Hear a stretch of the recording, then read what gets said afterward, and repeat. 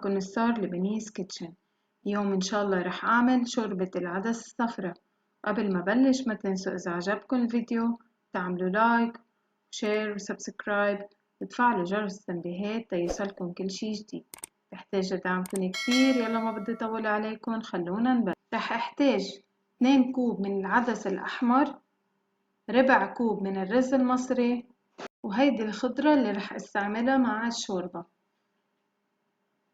رح حط جزرة صغيرة، عود من الكرفس، حبة بطاطا صغيرة، زنجبيل فريش وكركم فريش، وبصلة رح استعملها هلأ، وبصلة رح افرمها وقليها وقت ما تخلص الشوربة. هيك شكل الكركم، وانا بفضل استعمله اخضر، وممكن نحصله من الماركت مكان ما ببيعوا خضرة. وهيدا الزنجبيل.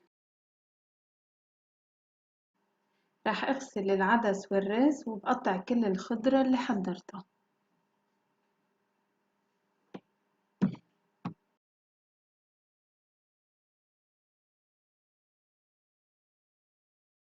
وبزيد للماي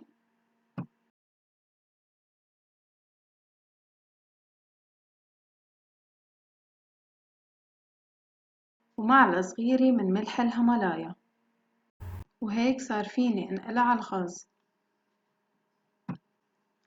أول ما غلت وطيت الحرارة أقل من وسط بدرجة وغطيتها.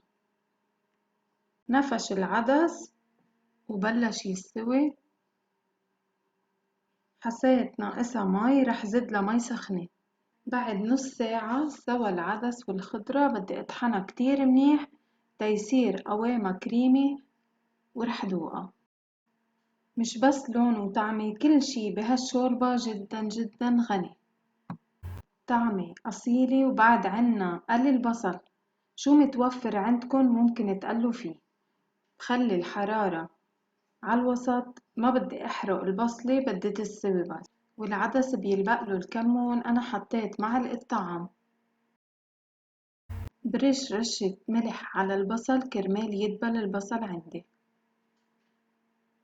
واول ما يستوي ويدبل بحطه فوق الشوربة.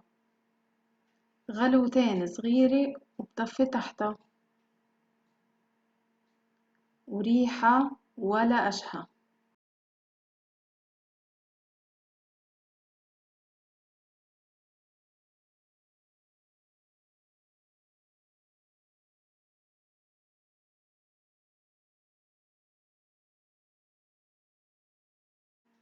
غسلت كزبرة خضرا وبقدونس، وحضرت خبز محمص.